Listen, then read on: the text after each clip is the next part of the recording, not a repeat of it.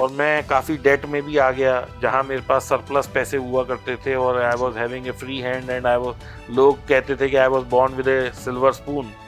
तो स्पून तो सब घुस गया और बल्कि स्टील का स्पून पकड़ने की भी हिम्मत नहीं रही। अगर स्टॉक मार्केट को कोई ढंग से सीख ले तो जितना पैसा यहाँ बन सकता उतना कहीं और नहीं बन सकता। बिल्कुल ठीक बात। इसके बारे में थोड़ा सा मैं चाहूंगा कि थोड़ा आप और इलाबोरेट। अभी आपने सुना होगा कि थोड़े दिन पहले एक खबर आई थी कि एलन मस्क साहब जो है वो वर्ल्ड के सबसे बड़े आदमी हो गए, रिचेस्ट। वह अदानी जी भी वर्ल्ड में दूसरे तीसरे नंबर पे पहुंच गए थे। करेक्ट। ये कैसे पहुंचे? कोई बैठे बैठे पैसा पेड़ पे तो उगा नहीं जी, या या उनके पास ऐसी कोई स्कीम तो है नहीं कि भैया आज हमने तेल का कुआं किया या आज एयरपोर्ट बनाया तो भैया कल 100 एयरपोर्ट बन गए, ऐसा तो है नहीं। ट्रू। उनकी वेल्थ कैसे बनी? उनकी वेल्थ स्टॉक मार्केट से बनी। तो हो सकता है मेरी और आपकी विचारधारा यहाँ थोड़ी सी विपरीत हो जाए, तो आप प्लीज, मैं पहले ही आपसे माफी मांग रहा हूँ। बिल्कुल, दोनों विचारधाराएं अपने अपने don't feel offended about it. तो मैं एक पंडित जी के पास गया जी, उन्होंने छूटते ही कहा भाई ये जुआ सट्टा तो इन्हें सूट करेगा ही। अच्छा, शेयर मार्केट सूट तो ये परसेप्शन ही गलत है कि शेयर मार्केट जुआ सट्टा है। तो एक सक्सेसफुल ट्रेडर जैसे आपने अभी इससे अच्छा पैसा कमाया है, तो क्या साइकोलॉजी से बैठता है रोज? देखिए, जिनके पास पूंजी कम है वो अपना टाइम स्टॉक मार्केट में ना वेस्ट करें। This market is not meant for people who have less money. नमस्कार दोस्तों, मैं हूं कोच बीएसआर और आप सभी का स्वागत है मेरे यूट्यूब चैनल कोच बीएसआर पे। कैसे हैं आप सभी दोस्तों?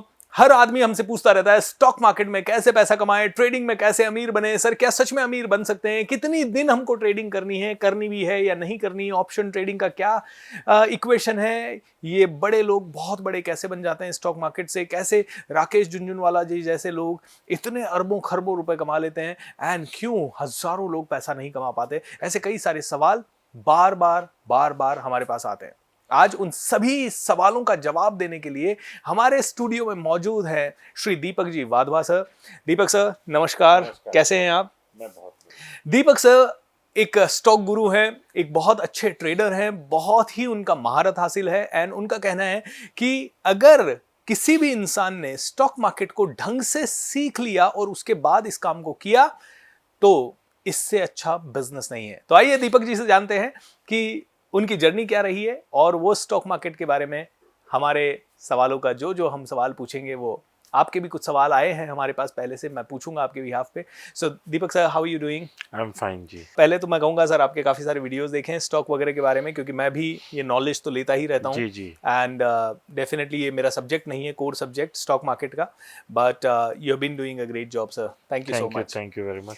सो दीपक सर, सवाल तो यहीं से शुरू करते हैं। दीपक सर की जर्नी कैसी रही है? दीपक सर एक इंडस्ट्रियलिस्ट रहे थे, फिर वो इंडस्ट्रियलिस्ट से स्टॉक मार्केट में कैसे आ गए, या उसके पहले की जर्नी क्या रही है? देखिए, मैंने ना अपने फादर को बिजनेस में ज्वाइन कर लिया था when I was doing class 10th। Okay. मतलब 10th की जब तब 2 महीने की छुट्टियां हुआ करती थी। आजकल जो छुट्टियां स्क्वीज होके 1 महीने की हैं, तो बोर्ड के एग्जाम के बाद 2-2.5 महीने की छुट्टियां हुआ करती थी। तो मैं थोड़ा सा शरारती प्रवृत्ति का था, तो मेरी मम्मी कहती थी पापा से कि भाई इसे अपने साथ फैक्ट्री ले जाया करो, ये हमें बहुत तंग कर देता है।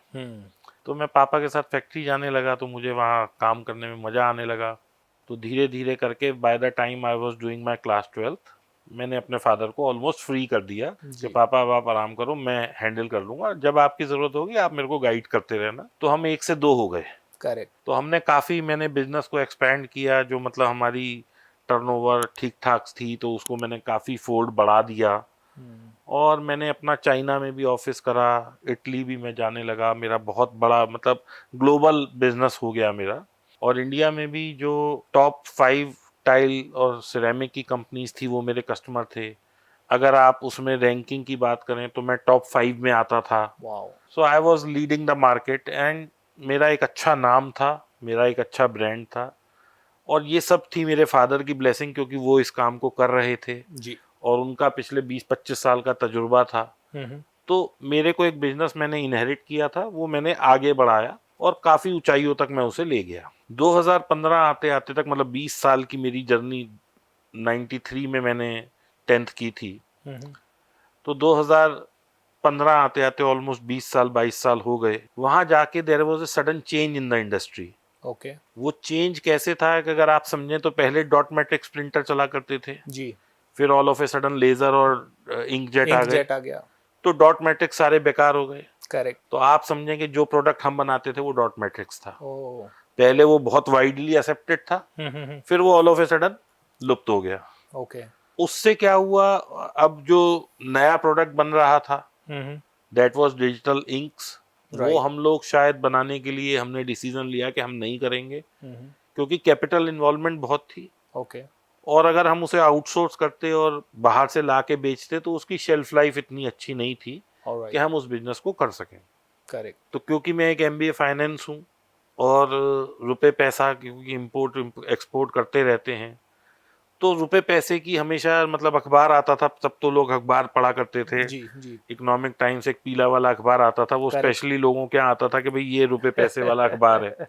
उसमें देखते थे भाई करेंसी का क्या रेट है। मैंने जब काम शुरू किया था तो 36 रुपए डॉलर होता था, जो आज 83 रुपए पहुंच गया।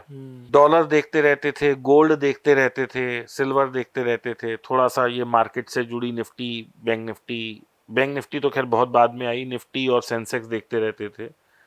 तो इससे मतलब मार्केट में एक शुरू से रुझान था। ओके। और क्योंकि इंडस्ट्री अच्छी चल रही थी, पैसा सरप्लस था, तो स्टॉक भी ले लेते थे, जैसे रिलायंस का फ्यूचर ले लिया। अब ऐसा तो होता नहीं है कि मैंने लिया और वहीं से ऊपर चला जाए, वो लॉस भी देता था। करेक्ट। लेकिन वो लॉस मैंने कभी नहीं लिया, क्योंकि अगर मैंने कोई चीज 100 की ली और वो 60 आ गई, 80 आ गई या 90 आ गई, तो मेरे पास सफिशिएंट इंडस्ट्री से प्रॉफिट आ रहा होता था जी। तो मैं कहता था तूने पहले एक शेयर लिया, अब 2 ले ले, फिर 2 की साथ 5 ले ले, फिर 10 ले ले, तो मैं मुनाफे में निकल जाता था। हो सकता है मुनाफा मेरा 6 महीने में आए, करेक्ट, लेकिन मुनाफा आ जाता था। और ये रिलायंस ही मैं केवल ट्रेड करता था उस वक्त भी, और जब तक मैंने ये काम बंद किया तब तक मैं रिलायंस ही ट्रेड करता रहा। ओके।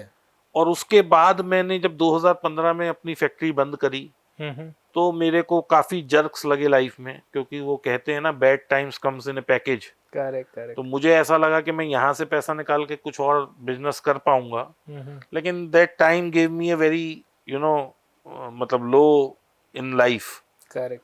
और मैं काफी डेट में भी आ गया, जहां मेरे पास सरप्लस पैसे हुआ करते थे और I was having a free hand and I was, लोग कहते थे कि I was born with a silver spoon. तो वो स्पून तो सब घुस गया, और बल्कि स्टील का स्पून पकड़ने की भी हिम्मत नहीं रही। My goodness. क्योंकि कुछ पैसा किसी को दिया, वहां पैसा मर गया जी। कुछ पैसा इन्वेस्टमेंट्स गलत हो गई, करेक्ट। कुछ ओवर कॉन्फिडेंस में मारे गए। फिर इसी बीच में एक उड़ती उड़ती चिड़िया कोई नाम दे गई कि ऑप्शंस होता है जी। ऑप्शंस में बहुत मोटा लॉस ले लिया। और ये सब इतना चलता रहा 2015 से 18-19 तक के, मैं बहुत भयंकर डिप्रेशन में आ गया। Okay. And I was actually hospitalised, और बहुत मतलब एक टाइम खराब से गुजरना पड़ा। लेकिन वहां पे भी ना मेरे साथ एक मतलब मैं हॉस्पिटल में लेटा हूँ, मेरे वाइफ मेरे से मिलने आ रही है, मेरे फादर आ रहे हैं या मैं फादर के पास जा रहा हूँ, तो मैं हमेशा यही बात करता था कि मेरा नुकसान क्यों हो रहा है। मतलब मैंने ये चीज कभी अपने अंदर से हटने ही नहीं दी। अच्छा। जैसे आप कहते हैं ना कि भाई दिमाग में पहले तो सोचो फिर आगे बढ़ना है। Correct correct correct. तो ये चीज मैं तब से ही सोचता रहा कि भाई मेरा अगर नुकसान हो रहा है तो कमा कौन रहा है। या तो सब नुकसान में हो तो भाई ठीक है, ये तो मार्केट ही खराब है। Correct correct correct.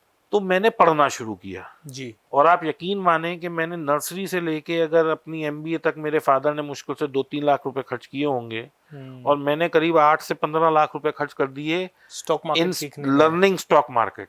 वाओ। किसी ने मुझसे कहा, मैं गाजियाबाद रहता हूँ, किसी ने कहा आगरा में कोई सिखाता है, तो मैं अगले दिन सुबह 6 बजे गाड़ी पकड़ी और आगरा। किसी ने कहा अहमदाबाद सिखाता है, जहाज पकड़ा अहमदाबाद। किसी ने कहा गुवाहाटी में कोई सिखाता है, मैं अगले दिन वहां। उसने कहा 10,000 लूंगा, मैंने कहा 10,000 लो। उसने कहा 1 लाख लूंगा, मैंने कहा 1 लाख लो। उसने कहा 50,000 लूंगा, मैंने कहा 50,000 लो। सिखाओ मुझे कि पैसा कैसे बनता है। करेक्ट। तो मैं ये तो नहीं कहूंगा कि किसी ने मुझे बहुत गुरु ज्ञान दे दिया, लेकिन हाँ थोड़ा थोड़ा थोड़ा थोड़ा सबसे सीख के अपनी खुद मैंने की अपनी एक ये समझ लिया कि भाई इससे ये ले लो, इससे ये ले लो, इससे ये ले लो, इससे ये ले लो। क्योंकि जितने भी बड़े बड़े गुरु हैं इंडिया में सिखाने वाले, मैं उन सबके ऑलमोस्ट मत्था टेक के आया हूँ। मैं तो आपको दाद देना चाहूंगा कि आपने इतना स्ट्रगल करने के बाद भी, जब आदमी डाउन में होता है, क्योंकि 90% लोग उस समय सीखते नहीं है कि यार मेरा तो बहुत लॉस हो गया, मैं कैसे सीखूं। देखिए क्या है कि इसको मैं कुछ कहूँ, भगवान का मेरे ऊपर आशीर्वाद रहा, मेरे पिताजी का आशीर्वाद रहा, या मेरी फैमिली का सपोर्ट रहा। मैं जब भी गिरता था ना, तब मेरी वाइफ, मेरे बच्चे कहते थे पापा आप कर सकते हो, जब पहले आपने किया तो आप अब भी कर सकते हो। वाओ। तो ये जो एक पॉजिटिविटी मैं उनकी आंखों में देखता था कि भाई ये मुझे मरने नहीं देंगे। Correct correct. You won't believe, मैंने कई दफा सुसाइडल अटेम्प्ट तक भी मैंने कोशिश करी, लेकिन मेरे को वो उनकी आंखों में दिखता था कि भाई पापा आप कर सकते हो जी। बच्चे मेरे छोटे छोटे ही थे उस वक्त। मेरी वाइफ ने मुझे हमेशा ये कहा कि दीपक जब आप सिनेमिक कलर में ए से बी जेड तक जा सकते हो तो इसमें क्यों नहीं। अब तो आपके पास एक्सपीरियंस भी है, तब तो आप यंग थे, एनर्जेटिक थे, लेकिन एक्सपीरियंस नहीं था जी। आज आपके पास एक्सपीरियंस है, आप कर सकते हो। तो अब दीपक सर सीधा सवाल स्टॉक मार्केट का लूंगा, क्योंकि लोगों का आज बड़ा क्यूरियोसिटी है। पहली चीज तो आपने थोड़ी देर पहले मुझे कहा था कि अगर स्टॉक मार्केट को कोई ढंग से सीख ले तो जितना पैसा यहाँ बन सकता उतना कहीं और नहीं बन सकता। बिल्कुल ठीक बात इसके बारे में थोड़ा सा मैं चाहूंगा कि थोड़ा आप और इलाबोरेट अभी करें। आपने सुना होगा कि थोड़े दिन पहले एक खबर आई थी कि एलन मस्क साहब जो है वो वर्ल्ड के सबसे बड़े आदमी हो गए हैं, रिचेस्ट। फिर आपने ये भी सुना होगा अदानी जी भी वर्ल्ड में दूसरे तीसरे नंबर पे पहुंच गए थे। करेक्ट। ये कैसे पहुंचे? कोई बैठे बैठे पैसा पेड़ पे तो उगा नहीं जी, या उनके पास ऐसी कोई स्कीम तो है नहीं कि भैया आज हमने तेल का कुआं किया या आज एयरपोर्ट बनाया तो भैया कल 100 एयरपोर्ट बन गए, ऐसा तो है नहीं। ट्रू। उनकी वेल्थ कैसे बनी? उनकी वेल्थ स्टॉक मार्केट से बनी। क्योंकि उनका जो सारा इन्वेस्टमेंट्स है वो कंपनीज में है। कंपनी जैसे अदानी जी की बात करें तो सारी अदानी जी की कंपनीज उनके मतलब अदानी जी का सारा पैसा उधर उनकी कंपनी में लगा हुआ है। उनके शेयर प्राइस बढ़ गए तो वो रिचेस्ट आदमी हो गए, मतलब उनकी नेटवर्थ बढ़ गई इमीडिएटली। यस, 100 रुपए का शेयर 100 का शेयर 1000 का हुआ, वो 10x हो गए। करेक्ट। इधर उनका शेयर गिरा, अंबानी जी ऊपर पहुंच गए, जबकि अंबानी जी पिछले कई सालों से इस पोजीशन को लीड कर रहे थे। थोड़े दिन के लिए अंबानी जी आ गए, अदानी जी आ गए बीच में, अब वो फिर नीचे आ गए, अंबानी जी ऊपर पहुंच गए। करेक्ट। आज रिलायंस का शेयर 3200 का है तो अंबानी जी हेड कर रहे हैं, कल 500 रुपए गिर जाए तो हो सकता है अदानी जी ऊपर आ जाए। तो ये सब क्या है? मार्केट है। तो जब एक सबसे बड़ा आदमी शेयर पे डिपेंडेंट है तो मैं क्यों नहीं हो सकता? करेक्ट। सेकेंडली, आज की तारीख में जब मैं बैड फेज में था, मेरे को किसी ने कहा आप एस्ट्रो हेल्प लो, यानी कि पंडित से पूछ लो कि ये भाई आपके साथ बुरा समय कब तक है। करेक्ट। तो हो सकता है मेरी और आपकी विचारधारा यहाँ थोड़ी सी विपरीत हो जाए, तो आप प्लीज, मैं पहले ही आपसे माफी मांग रहा हूँ। बिल्कुल, दोनों विचारधाराएं अपने अपने don't feel offended about it. तो मैं एक पंडित जी के पास गया जी, उन्होंने छूटते ही कहा भाई ये जुआ सट्टा तो इन्हें सूट करेगा ही नहीं। अच्छा, शेयर मार्केट सूट तो ये परसेप्शन ही गलत है कि शेयर मार्केट जुआ सट्टा है जी। अरे भाई, मैं अगर रिलायंस का शेयर खरीद रहा हूं तो I am getting partnership with the India's biggest man mister Mukesh Ambani. आप इसे जुआ सट्टा कह रहे हो? मतलब मैं एक दुकान खोल के बैठा हूं जिसकी की एक वैल्यूएशन वाइज 1-2 करोड़ है, और मैं उस आदमी के साथ पार्टनरशिप कर रहा हूं जिसकी की वैल्यू 8 लाख करोड़ है, तो मैं उसके साथ पार्टनर हो गया तो मैं जुआ सट्टा कर रहा हूं। बहुत ही गलत परसेप्शन है। तो ये परसेप्शन ही पहले तो गलत है। तो मैं तो पंडित के यहाँ से 1 मिनट में उठ लिया, मैंने कहा जब इसे ही अकल नहीं तो ये मुझे कैसे उधारेगा।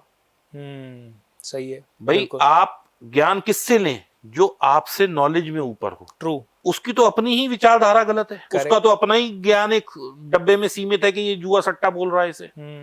फिर मैंने उससे दूसरा सवाल करा, मैंने कहा क्या ये मैं रुपए पैसे का काम कर सकता हूँ? बोला क्या? मैंने कहा डॉलर खरीद रुपया बेच, रुपया खरीद डॉलर बेच, मैं मतलब फॉरेक्स का एजेंट बन जाऊं जी। बोला ये भी सट्टा है। मैंने कहा प्रभु मैं नहीं समझ पाऊंगा आपको। मैं वहां से उठ के चल दिया, क्योंकि मैं अपने अंदर कोई भी अज्ञानता की बात एक्सेप्ट नहीं कर सकता था।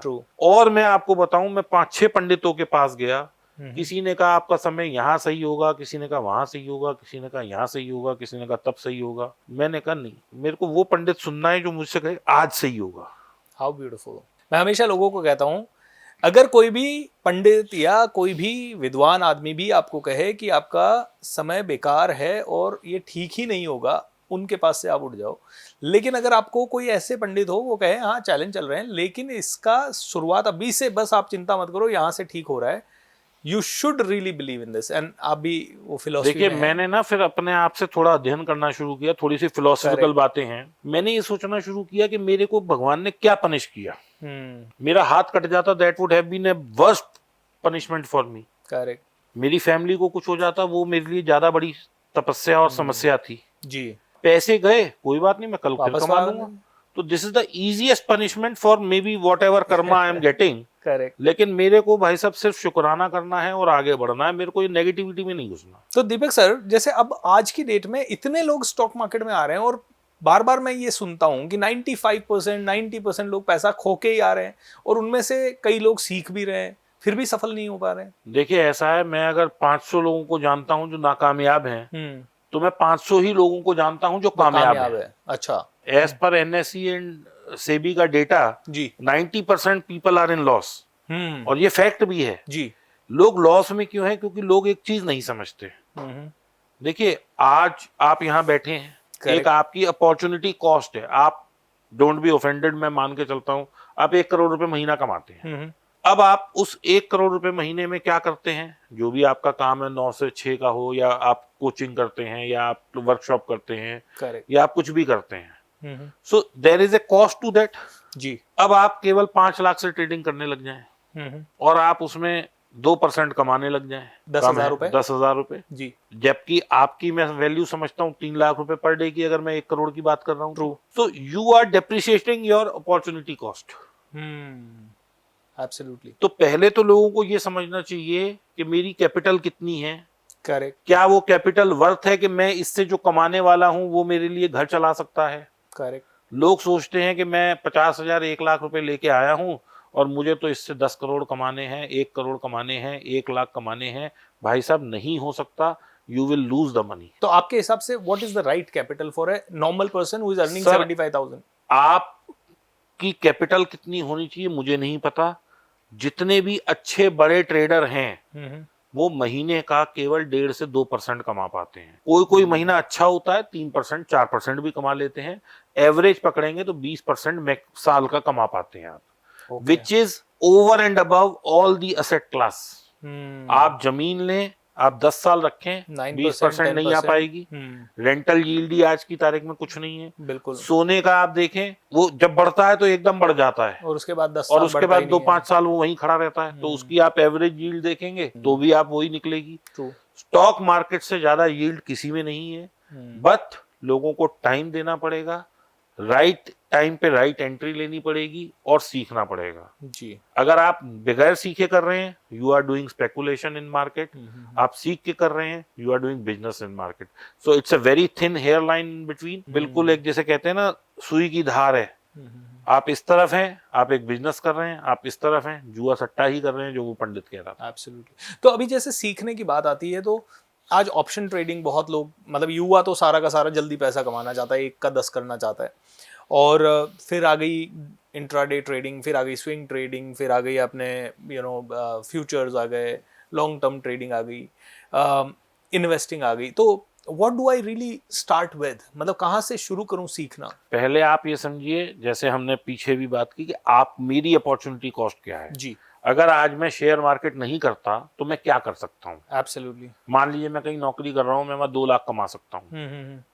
ट्रू। अब मेरी कैपिटल 1 करोड़ है और मैं उससे 2% कमा सकता हूँ। करेक्ट। तो 2 लाख मैं नौकरी में कमा सकता हूँ, 2 लाख स्टॉक मार्केट से कमा सकता हूँ जी। यही मतलब हुआ। तो मुझे नौकरी करनी चाहिए, मुझे स्टॉक मार्केट नहीं करनी चाहिए। ओके, क्योंकि स्टॉक मार्केट में अपना ये पैसा म्यूचुअल फंड में दे दूं और मेरे को वो 18% कमा के दे देगा, 16% कमा के दे देगा। तो मेरा लॉस कितना हुआ? 4%। लेकिन मैंने अपनी अपॉर्चुनिटी कॉस्ट में 100 के सामने 100 कमा लिए। एब्सोल्युटली। तो एक आदमी को पहले ये समझना चाहिए कि मेरी कैपिटल क्या है और मेरी उससे नीड क्या है। एब्सोल्युटली। आज आप 1 साल पैसा पूरा एफडी में रखते हैं, आपको 6% मिलता है। ट्रू। पोस्ट ऑफिस की किसी स्कीम में रखते हैं, आपको 7-8% मिल जाता है। पीपीएफ में आपको 7-8% मिल जाता है। आप गोल्ड में लगाते हैं लंबे टाइम के लिए 10-12-15%, म्यूचुअल फंड में 15%। और तो और छोड़ दीजिए, सबसे बड़े वेटरन इन्वेस्टर दुनिया में जो है मिस्टर वॉरेन बफे, अगर आप उनका 20 साल 30 साल का CAGR देखें तो वो भी कहते हैं भाई 20 से 24% मिल जाए बहुत है, बहुत है। तो जब सारी दुनिया के लोग ऐसा कर रहे हैं, एक नाम जैसे अभी हमने 3-4 बार लिया, श्री मुकेश अंबानी जी, उनकी भी किसी कंपनी का प्रॉफिट 20% से ज्यादा नहीं है साल का। तो इसका मतलब एक 20-24-25% का जो रिटर्न का रेशियो है, ये सारी दुनिया में सब जगह सबसे मैक्सिमम यही है। और ये अगर कंपाउंडिंग में देखें तो 10 साल में कितना या 50 साल में कितना होता है? तो जब सबका ही यही है तो मेरी अपेक्षा अगर इससे ज्यादा है तो मेरे को तो फिर हिट मिलेगी ना जी। राइट। मैं लेके आया हूँ 10,000 और मैं सोचूं कि 10,000 पे मैं 10,000 कमा लूं, तो मैं तो ये 10,000 दे के ही जाऊंगा, लेके नहीं जा सकता। तो एक सक्सेसफुल ट्रेडर जैसे आपने अभी इससे अच्छा पैसा कमाया है, तो क्या साइकोलॉजी से बैठता है रोज? सर सिर्फ एक ये साइकोलॉजी से बैठना है कि मुझे लॉस 2 रुपए देना है अगर मैं 2 ही रुपए कमाता हूं तो। ओके। मुझे ट्रेड लेने से पहले ये पता होना चाहिए, मैं सबसे ये कहता हूं, जो मेरे से सीखने आता है मैं उसको भी ये कहता हूं, जो मेरे से चर्चा करता है मैं उससे भी ये कहता हूं, और मैंने अपने हर पॉडकास्ट में ये बोला है जी, कि मुझे मार्केट को क्या देना है वो पता ये होना मुझे चाहिए। पहले पता होना चाहिए। मार्केट चलेगी तो मुझे मिल जाएगा, नहीं चलेगी तो मैं तो खड़ा हूं मार्केट में। तो स्टॉप लॉस पहले डिसाइड कर स्टॉप लो। लॉस पहले डिसाइड होना चाहिए, हेज पहले डिसाइड होना चाहिए, और ये मान के आप चलो कि मैंने लिया है कोई चीज, ये तो गिरेगी ही गिरेगी। Correct correct correct. जिस दिन you accept the failure, that is the last day of failure. अभी आपने वर्ड कहा हेजिंग, कई हाँ। लोगों को क्लियर नहीं है हेजिंग कैसे करते हैं। देखिए हम गाड़ी लेते हैं जी, साथ में, हमारे को गवर्नमेंट ने कह दिया कि भाई साहब इसे हेज Insurance करो, इंश्योरेंस ले लो, यानी कि मतलब आपका protection। एक्सीडेंट होगा, और आपका 15 लाख की गाड़ी है, आपने मार दी सड़क में कहीं, 2 लाख रुपए आपके लगे, True। वो आपको इंश्योरेंस कंपनी देगी। True। तो ये इंश्योरेंस क्या है? ये Hedging। हेज है। ऐसे ही मार्केट में सिस्टम है, आप लॉन्ग बैठते हैं तो पुट से हेज बनाते हैं, आप शॉर्ट बैठते हैं कॉल से हेज बनाते हैं, और आप फिर उस पोजीशन को होल्ड करते हैं क्योंकि आपको पता है कि आपका मैक्स लॉस क्या है। करेक्ट। और उसमें फिर कई सारे एडजस्टमेंट्स होते हैं, जिसमें कि आपका शुरू में लॉस अगर 100 है तो मैं कोशिश करता हूं कि मेरा 100 लॉस तो है ही है मैक्सिमम लॉस, अब मैं इसे 80 पे ले आऊं, मैं 80 पे ले आता हूं, फिर मेरी कोशिश है कि 60 पे ले आऊं। एक वक्त ऐसा आता है कि मेरे को 2-5 रुपए मिल रहे होते हैं, मैं वो लेके निकल जाता हूँ। करेक्ट। ठीक है ना? तो ये दिस इज द सिस्टम। मैं ये नहीं सोचता कि मैंने 100 रुपए लगाए हैं और मेरे को 500 कमाने हैं, ये Absolutely। पॉसिबल नहीं है। लॉटरी, वो तो फिर लॉटरी ही खेलनी पड़ेगी। Stock market, if I am taking it as a business, then I have to treat it as a business. तो दीपक सर, जैसे आप सुबह मार्केट खुलने से पहले बैठ जाते हैं और 3:30-4 बजे तक, मतलब you are focused on the market itself? ठीक 9:15 बजे, मतलब मैं तो 9 बजे सिस्टम खोल के बैठ जाता हूँ, 9:15 बजे मार्केट चालू होती है। जैसे ही अपॉर्चुनिटी मिलती है ट्रेड लेते हैं, जो पोजिशनल ट्रेड होते हैं, क्योंकि मार्केट में मूवमेंट तो हो ही रही है। ट्रू। अगर ऊपर गया तो नीचे वालों को एडजस्ट करते हैं, नीचे गया तो ऊपर वालों को एडजस्ट करते हैं, ऐसे सारा दिन। एक वो थोड़े दिन आपने देखा होगा, एक वो पहले ऐड आता था वोडाफोन में, वो नेटवर्क फॉलो, एक कुत्ता होता था वो फॉलो कर रहा। So we are dog of the market, we have to follow the market, correct. We don't have to predict it.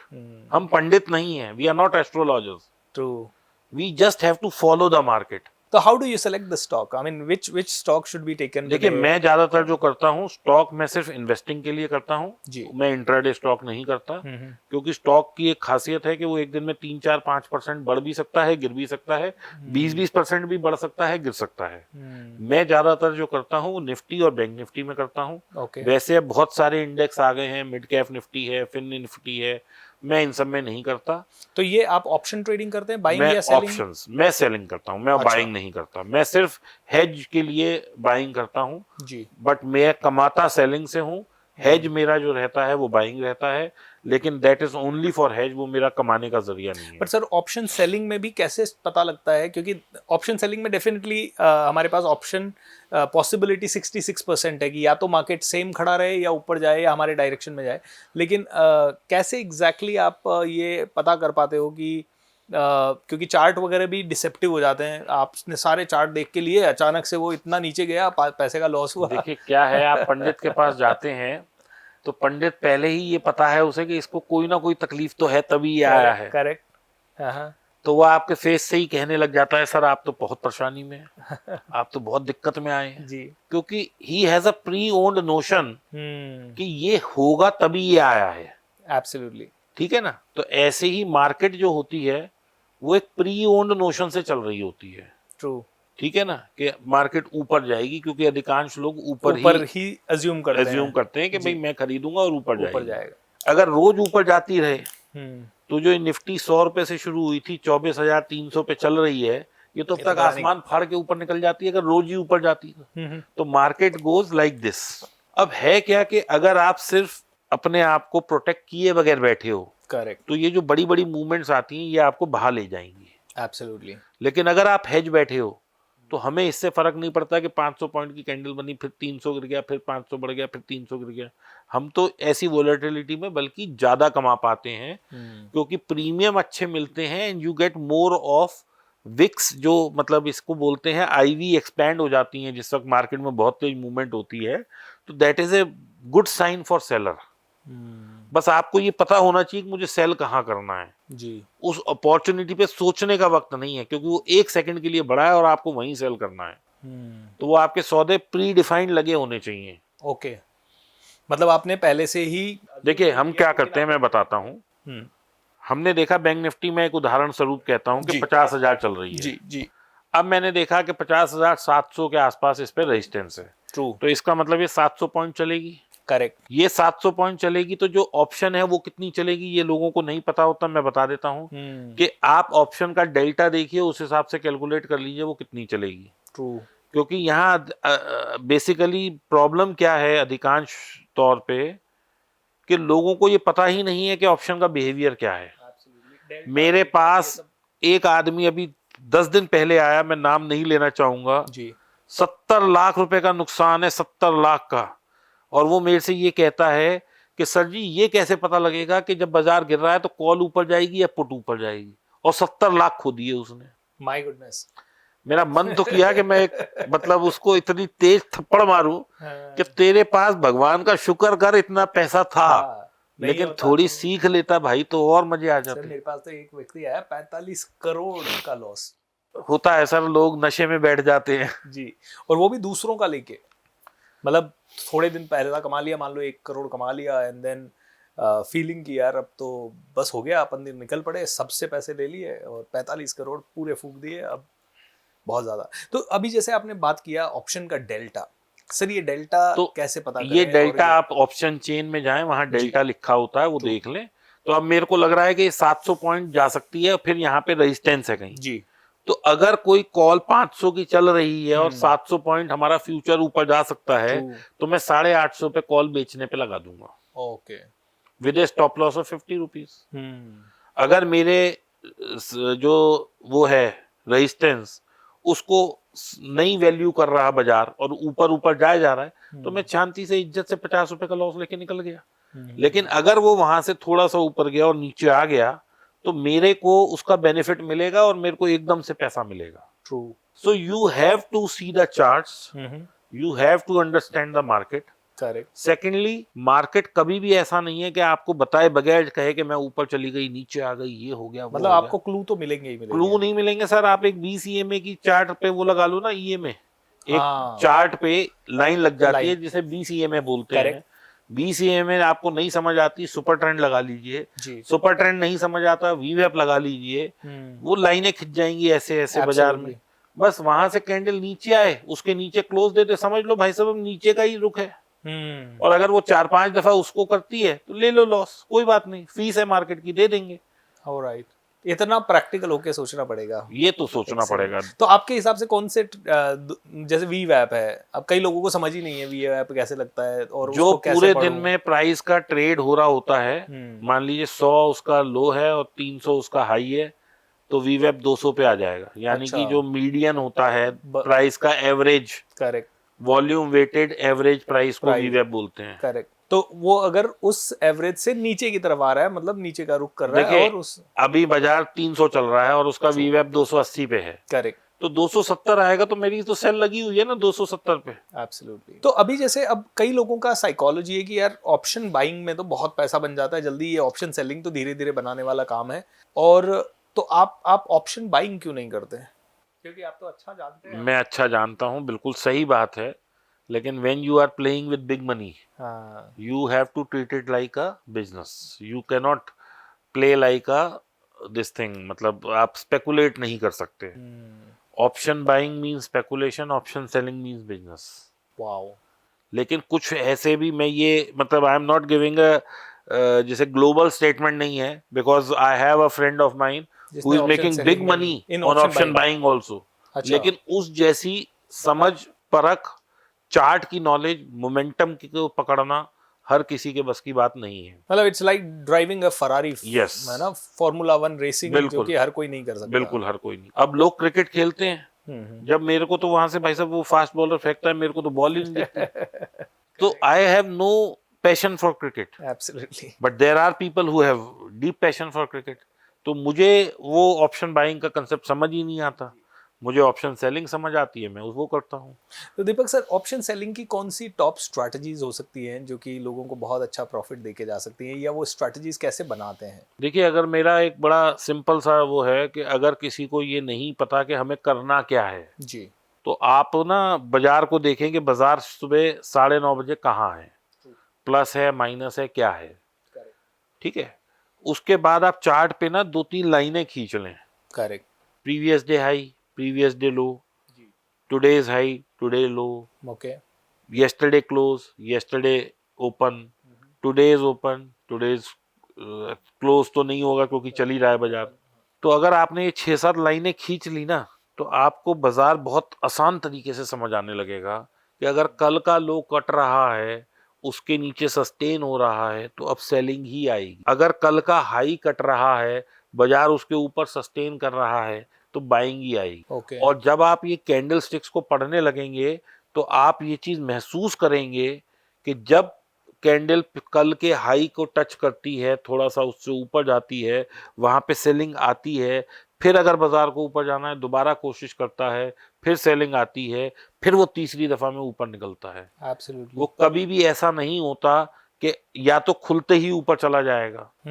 ये जो क्या होता है कि जो कल आदमी सेल करके गया है जी। वो पूरी ताकत लगा देगा कि मैं आज भी इस बाजार को गिरा दूं। जो आदमी बाय करके गया है वो ताकत लगा देगा कि हम ऊपर ले जाएं। तो ये द्वंद्व चलता रहता है बायर और सेलर में, करेक्ट। और ये कभी बंद नहीं होता। तभी बायर भी है हर प्राइस पे, सेलर भी है। करेक्ट। आज समझिए अगर सारे सिर्फ सेलर सेलर हो, बायर हो ही नहीं, तो बाजार तो लोअर सर्किट मार देगा। एब्सोल्युटली। क्योंकि बायर ही नहीं है, और सिर्फ बायर हो तो वो नहीं है। तो ये दो जो सोच है बाजार में, यही ड्राइविंग फोर्स है। ओके। आपको लग रहा है बाजार ऊपर नहीं जाएगा, ट्रू। आप सेल कर रहे हैं, लेकिन मुझे लग रहा है कि ऊपर जाएगा, मैं बाय कर रहा हूँ। दो विचारधारा हो गई ना जी। True true true. तो ये विचारधारा हमेशा चलती रहेंगी, और इसी से ही बायर सेलर डिमांड सप्लाई, यही है सब कुछ। एब्सोल्युटली। तो ये कहते हैं कि कंट्रोल्ड मार्केट है, कौन कंट्रोल कर रहा है इसे? और अगर अगर अगर हाँ, जैसे कई लोग मैं पैसा बताता हूँ आपको। कंट्रोल्ड कहना, ऑपरेट कहना, ये सब कहना मेरी नजर में ये सब बेकार की बातें हैं। अच्छा। कोई कंट्रोल नहीं कर सकता मार्केट को, क्योंकि मार्केट हमारा इंडिया का बहुत मैच्योर मार्केट है, बहुत बड़ा मार्केट है। आज दुनिया में शायद दूसरे तीसरे नंबर का मार्केट है टर्नओवर वाइज। करेक्ट। तो आप क्या सोचते हैं कि मतलब कोई आदमी इतना बड़ा पैसा लेके बैठा है कि वो चला सकता है? नहीं चला सकता वो। ओके। FIIs, DIIs, रिटेलर सब मिलके बाजार को चलाते हैं, सब मिलके गिराते हैं। आप देखें रोज शाम को FIIs का डेटा आता है कि उन्होंने 25,000 करोड़ का माल बेचा, 300 करोड़ का बेचा, 1000 करोड़ का बेचा, 1200 करोड़ बेचा, 1500 करोड़ बाय किया। ये डेटा रोज आता है NSE की तरफ से, 7 बजे आ जाता है, हर साइट पे अवेलेबल है, आप देख सकते हैं। तो बड़ा पैसा चाहिए बाजार को मूव करने के लिए, इंडिविजुअल्स नहीं कर सकते, ऑपरेटर नहीं कर सकते। अब बात करते हैं कि कैसे मूव होता है। मेरे पास 5,000 करोड़ रुपए पड़े हैं, मैं एक फंड हाउस हूँ, ट्रू। आप एक FII हैं।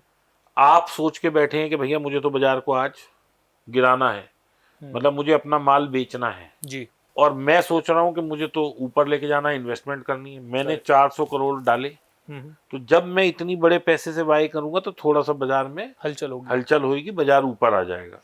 इसको हम ऐसे समझ लेते हैं कि अभी आप सब्जी मंडी चले जाइए और आप कहेंगे मुझे तो 1 टन आलू चाहिए।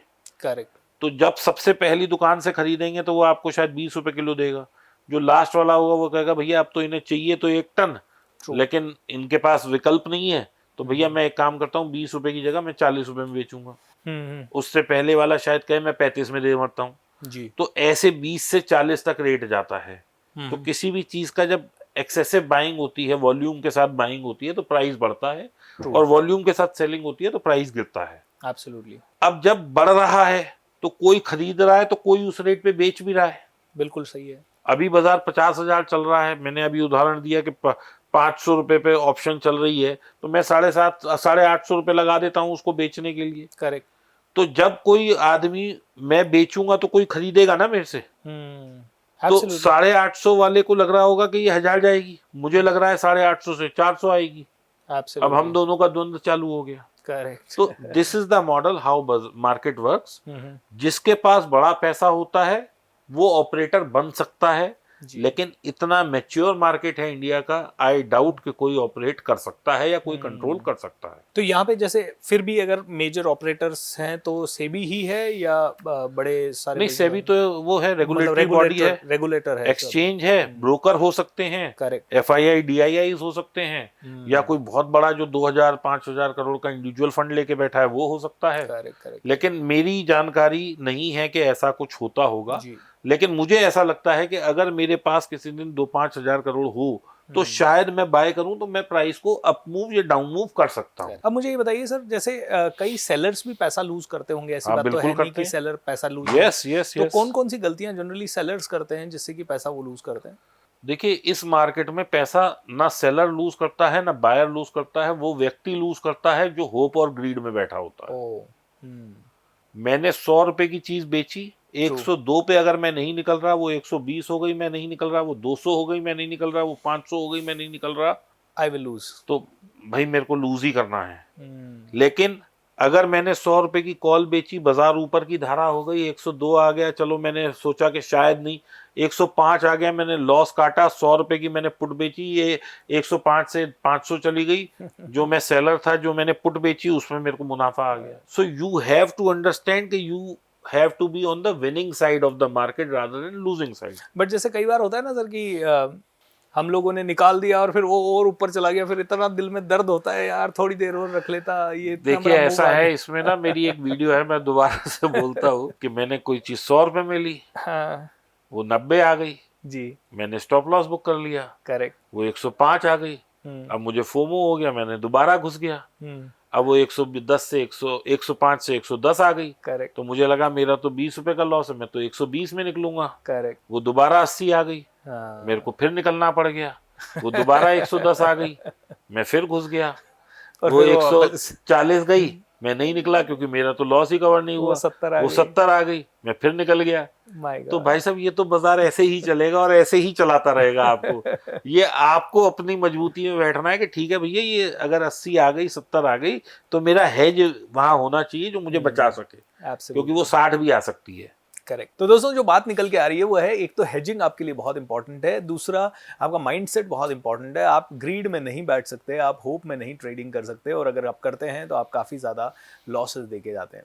अब सर जैसे ऑप्शंस की अगर बात करें तो कई सारे अच्छे स्टॉक्स के भी ऑप्शंस हैं, तो ये बैंक निफ्टी या निफ्टी में ही क्यों करें? ऐसा वॉलेटिलिटी के कारण लोग करते हैं ज़्यादा, या ऐसा कोई और रीजन है? देखिए पहले हमें ये समझ लेते हैं कि इंडेक्स क्या है, निफ्टी क्या है। निफ्टी एक 50 कंपनियों का समूह है जो इंडिया की टॉप 50 कंपनीज हैं। कल को इन 50 में से कोई भी एक कंपनी अंडर परफॉर्म करेगी, वो बाहर, और 51 से लेके 100वीं कंपनी तक तैयार खड़ी है जो इसमें घुसने को तैयार है, on the basis of their financials, on the basis of their market cap, on the basis of their credibility, and there are so many other criteria to be in part of Nifty. Correct. ठीक है जी। तो जो company 50 best performing है वो इसमें है जी। अब मान लेते हैं एक हाइपोथेटिकल कंडीशन, या मैं अभी आपको उदाहरण देता हूं कि एक दिन खबर आई थी कि 2000 से 1600 रुपए आ गया कोटक बैंक। ट्रू। कितने परसेंट गिर गया? 20%, ऑलमोस्ट 17-18% पे वो बंद हुआ था जी, एक ही दिन में। My God. लेकिन इंडेक्स उस दिन कितना हिला था? 3%। करेक्ट। तो I am averaging out when I am doing Nifty. अच्छा। अभी जब पीछे 4 जून को ये इलेक्शन रिजल्ट से पहले एक दिन वो मार्केट गिरा था, अडानी के कई स्टॉक्स में जो है 20% का लोअर सर्किट लग गया था। ओके। लेकिन इंडेक्स 9% गिरा था। अच्छा।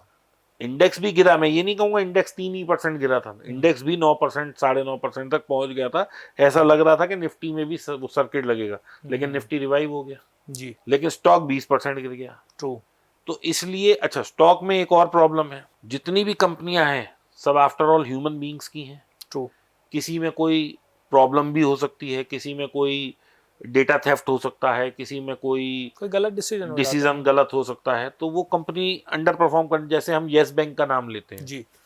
किसी टाइम में येस बैंक एक सुनहरा शेयर था हमारे लिए, 600 रुपये 500 रुपये ट्रेड होता था, और निफ्टी का अच्छा शेयर था जी। कंपनी के डिसीजन गलत हो गए, कुछ प्रॉब्लम हो गई मैनेजमेंट में, शेयर गिर गया, निफ्टी से भी बाहर हो गया, और 6 5 10 रुपए का आ गया, 12 रुपए का आ गया। लेकिन क्या निफ्टी जीरो हो गई? बिल्कुल नहीं।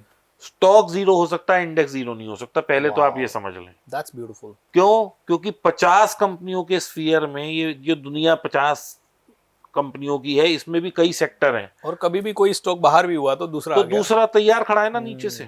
Absolutely, this is a very beautiful insight sir, क्योंकि लोगों को, मैं कई बार सोचता था कि यार इंडिविजुअल स्टॉक में क्यों नहीं अब मैं आपको बताता हूं कि आपके पास एक ऑप्शन दिया जाए कि आपको ये प्लॉट लेना है, आपको निफ्टी लेनी है, और आपको स्टॉक लेना है जी। अगर आप मेरे से पूछेंगे, या किसी मतलब मेरे से पुरानी जनरेशन को पूछेंगे, वो कहेंगे जमीन ले ले भाई, जमीन तो कभी ना कभी बढ़ेगी ही। करेक्ट। चाहे 20 साल में बढ़े।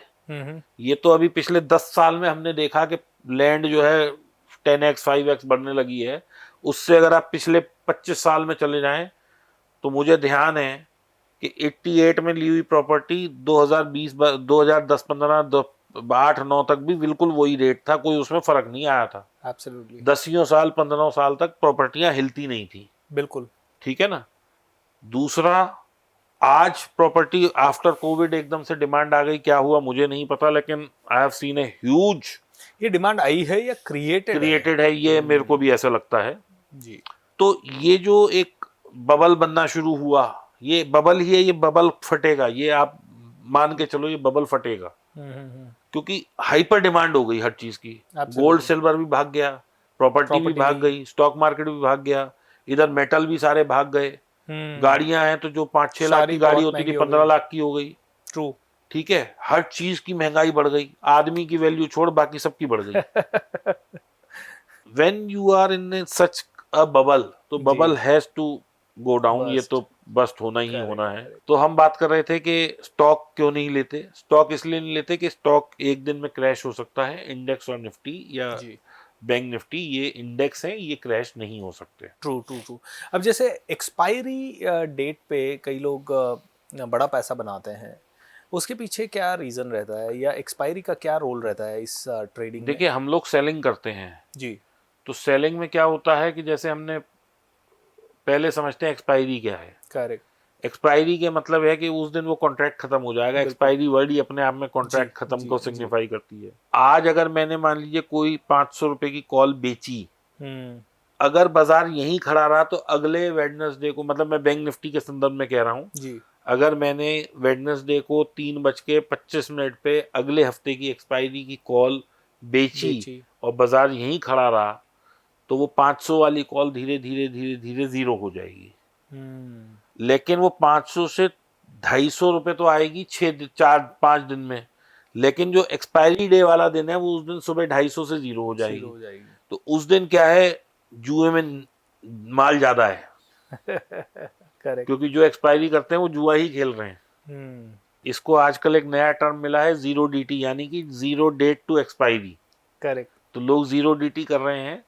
तो वो जीरो डीटी में मतलब ये है कि it has more potential to make money.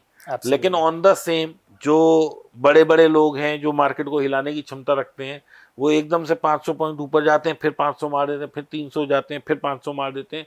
वो मतलब इतने वो हो गए हैं, और इसमें वोलेटिलिटी बढ़ गई है, नंबर ऑफ यूजर्स बढ़ गए हैं जी। भाई पहले जो है 40 लाख लोग ट्रेड करते थे, अब कई करोड़ लोग ट्रेड कर रहे हैं। ट्रू। तो इन सबको बाजार इतनी आसानी से पैसा दे दे, इतना नहीं हो सकता। क्योंकि बाजार is the toughest way to earn easy money. Correct correct correct.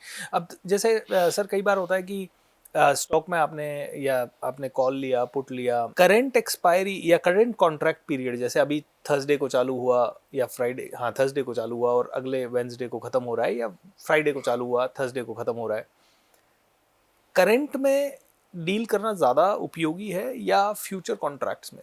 देखिए ये फिर डिपेंड करता है कि कितना सीजन ट्रेडर है। जी। जो ग्रीडी ट्रेडर है वो करंट Correct. वीक में करेगा, हम्म। जो थोड़ा सीजनड है वो थोड़ा सा दूर वाली में भी करेगा और बहुत दूर की कॉल में भी करेगा। आप अभी 50,000 चल रही है बैंक निफ्टी, 52,000 की इस हफ्ते की कॉल बेचेंगे तो वो 10 रुपए की शायद बिकेगी, ट्रू। अगले हफ्ते की 53,000 की 10 बिक जाएगी। हम्म। तो ये है कि उसे तो बैठना पड़ेगा 15 दिन, करेक्ट करेक्ट करेक्ट। ठीक है ना। लेकिन 3,000 पॉइंट क्या बैंक निफ्टी इस टाइम में मूव होगी, उसको ये भी असेस करना पड़ेगा by marking his support and resistance. और फिर उसके पास ये भी एक स्कीम रेडी होनी चाहिए कि बाई चांस बाजार यहाँ आ गया तो मैं उसको कैसे मैनेज करूंगा। तो मतलब बहुत ज़्यादा आपको इसकी नॉलेज है। अब सबसे बड़ा क्वेश्चन चाहिए सर कि नॉलेज लें कहाँ से और कौन सा ऑथेंटिक सोर्स है, बिकॉज अब इतने सारे लोग बात कर रहे हैं और कोई कह रहा है बाइंग ही करो, बाइंग से पैसा बनेगा, बाइंग में लॉस ही नहीं होगा, तुम बेवकूफ़ हो जो लॉस कर रहे हो, तुम सीख नहीं रहे हो, फिर वो सिखाने के बहाने 10 देखो लाख सर, 15 लाख आ रहा है। कितना भी सीख लो बाइंग से पैसा नहीं बन सकता, हम्म। क्योंकि बाइंग से पैसा बनाने के लिए you need to have a very thorough knowledge of momentum which you can see on chart.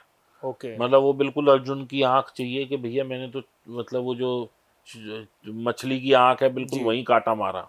तो करेक्ट। मतलब बाजार गिरना शुरू होने वाला है, ट्रू।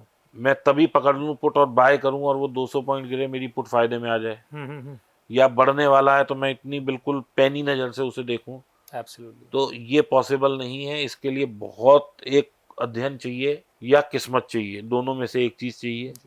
स्किल सेट तो चाहिए ही चाहिए, मुझे ऐसा लगता है। वेरी किस वेरी ट्रू। किस्मत भी तभी साथ देगी जब स्किल सेट अच्छा होगा। आप कहते हो यार भगवान ने मेरी किस्मत क्यों अच्छी नहीं बनाई, भगवान कहता है कि तू थोड़ा कुछ कर लेता तो मैं शायद बहुत कुछ तेरे लिए कर देता। तो एक दो लास्ट और सवाल लूँगा। जैसे आजकल सेंसिबल और इस तरह के बहुत सारे सॉफ्टवेयर हैं जो कि ऑप्शन ट्रेडिंग में बाइंग और सेलिंग में डील करने के लिए बहुत सारी स्ट्रैटेजीज बना के देते हैं, जैसे put call spread, butterfly and this that. इन सभी सॉफ्टवेयर्स पे कितना % हमें रिलाय करना चाहिए, नंबर 1। नंबर 2, ये सारी स्ट्रैटेजीज में से आपकी कौन सी बेस्ट स्ट्रैटेजी आप यूज़ करते हैं या क्या यूज़ करते भी हैं या नहीं? देखिए सॉफ्टवेयर कोई सा भी हो, सेंसिबल हो, ऑप्स्ट्रा हो, एल्गो रूम, एल्गो टेस्ट, कई सारे हैं बाजार में सॉफ्टवेयर। जी। सारे 100% रिलायबल हैं, कोई भी इनमें ये नहीं कहूँगा कि खराब है। ट्रू। ठीक है, कोई थोड़ा सा अच्छा होगा, कोई थोड़ा सा नरम होगा, मतलब 2-5% का ही फर्क है, बाकी सारे, क्योंकि प्राइस तो सबका एनएससी से ही आ रहा है, जी। फीड सबकी एनएससी से ही आ रही है। हम्म। कोई अपना तो लिख के पैसा बना नहीं रहा कि भैया आज चलो ये इसका 500 रुपये में रेट मेरे यहाँ है, तेरे यहाँ क्या रेट है। रेट तो सबका एट पार है, करेक्ट। तो everyone is on the same platform. बस अब आपको किसको देखना पसंद है, this is your choice. Absolutely. Amitabh Bachchan पसंद है या रजनीकांत पसंद है, मतलब थिंग्स लाइक दैट, दोनों ही सुपरस्टार हैं। कहने का मतलब ये है कि ये सारे सॉफ्टवेयर अच्छे हैं। अब स्ट्रैटेजी कौन सी अच्छी है, मैं आयरन फ्लाई करता हूँ, यानी कि जिसमें कि मैं एट दी मनी की कॉल और पुट बेचता हूँ और मैं साइड की जो कॉल और पुट है वो बाय करता हूँ। ओके। वो आयरन फ्लाई बोलते हैं। यानी कि हमने एक स्ट्रेडल बनाया। स्ट्रेडल का मतलब होता है कि एट दी मनी की कॉल और पुट दोनों बेचनी है, और इसके साथ में विंग्स बाय करने को, इस पूरे 4 लेग को अपन जो है वो बोलते हैं आयरन फ्लाई। ओके। कोई भी स्ट्रेटजी हो दुनिया की, वो ये एश्योर नहीं करती कि आप कितना कमाएंगे, करेक्ट। वो ये एश्योर करती है कि आप मैक्सिमम और मिनिमम कितना लूज करेंगे। वो ये कमिटमेंट नहीं देती कि भाई साहब अगर आपने ये स्ट्रेटजी डाल दी तो आप 5% कमा के उठोगे। वो ये कमिटमेंट देती है कि वर्स्ट आप क्या लूज करोगे वो देख लो। True. So then you, here comes your job कि हाउ यू एडजस्ट इट। कैसे आप उसको, बाजार नीचे जा रहा है तो मैं उसे कैसे एडजस्ट करूंगा, बाजार ऊपर जा रहा है तो कैसे करूंगा। और ये तो मुझे पता ही है कि ये बार बार ऐसे ऐसे होता रहेगा ऊपर नीचे, तो ये इसके लिए मुझे तैयार रहना पड़ेगा। मैं कुछ कर नहीं सकता क्योंकि मार्केट मैं नहीं चला रहा। मेरा सिस्टम इतना परफेक्ट होना चाहिए कि मेरे को जो है वो कोई भी वेव आ जाए मैं तैर के निकल पाऊं, बस मेरे को ये आना चाहिए। क्या बात। सो दीपक सर, जाने से पहले अब आखिरी ऐसा सवाल कि ऐसी कौन सी चीज़ है जो आप अभी तक बताना भूल गए हैं और जो आप बताना हम सबको उचित समझते हैं कि ये तो आप सभी ध्यान दे ही दें अगर आपको पैसा बनाना है तो? देखिए जिनके पास पूंजी कम है वो अपना टाइम स्टॉक मार्केट में ना वेस्ट करें। This market is not meant for people who have less money. ये बहुत बड़ा गेम है, ये उन लोगों के लिए नहीं है जो 10-20-50 हज़ार से ख्वाब देखते हैं कि हम 1 करोड़ कमा लें। मैं भगवान से प्रार्थना करता हूँ कि भाई कमा लो, लेकिन ऐसा हो नहीं पा रहा, इसलिए मेरे को भी ऐसा सोच मेरी बन गई है कि भाई पैसा इसमें बहुत बड़ा नहीं बनेगा। ग्रीड छोड़नी पड़ेगी, होप छोड़ना पड़ेगा, दिल मजबूत करना पड़ेगा।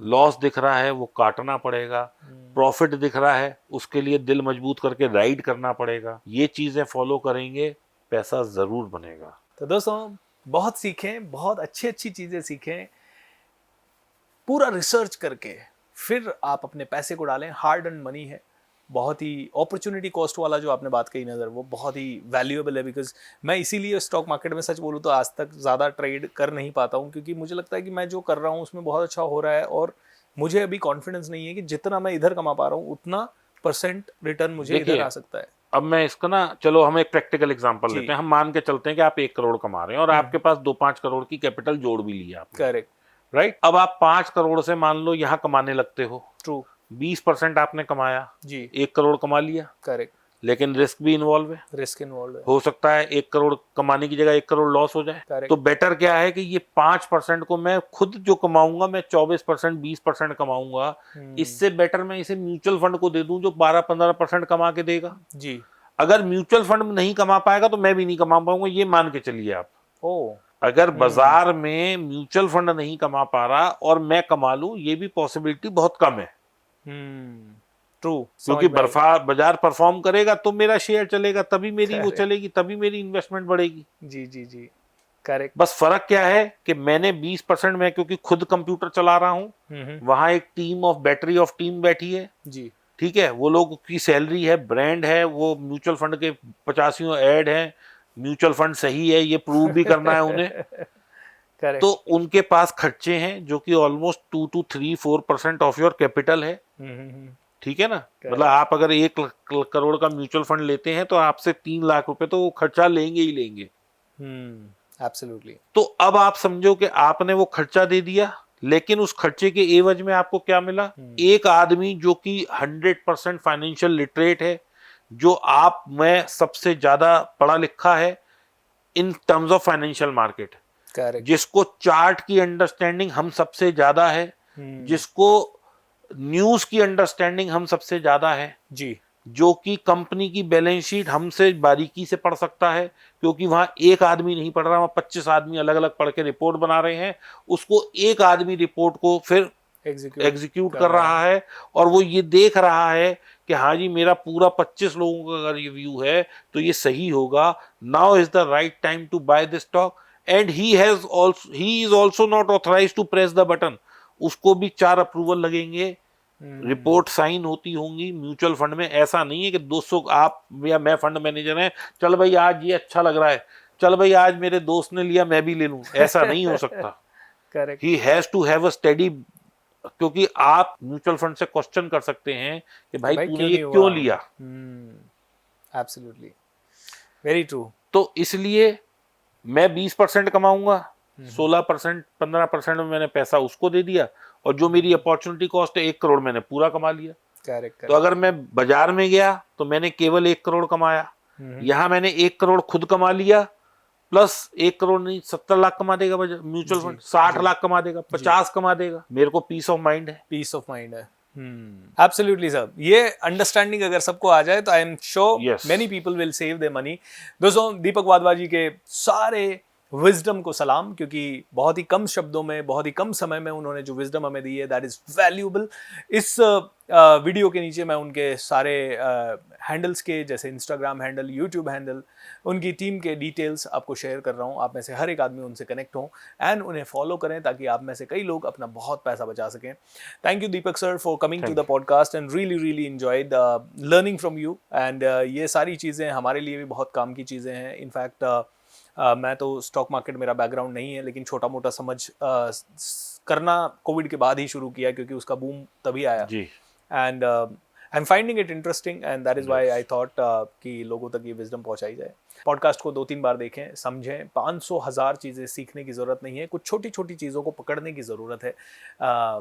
वीडियो को फैला भी दें, अपने कई सारे दोस्तों को ज़रूर बताएं ताकि उनमें से कई लोगों का पैसा बच सके। पैसा बचाना बहुत ज़्यादा इंपॉर्टेंट है। कमाना तो होता ही रहेगा ज़िंदगी भर, लेकिन पैसा लूज़ कर दिया तो कॉन्फिडेंस लूज़ हो गया और घर पटरी पे आ सकता है। इसीलिए please make sure that you earn money with wisdom. Lots of love. Thank you so much. नमस्कार and be happy. Thank you Deepak sir.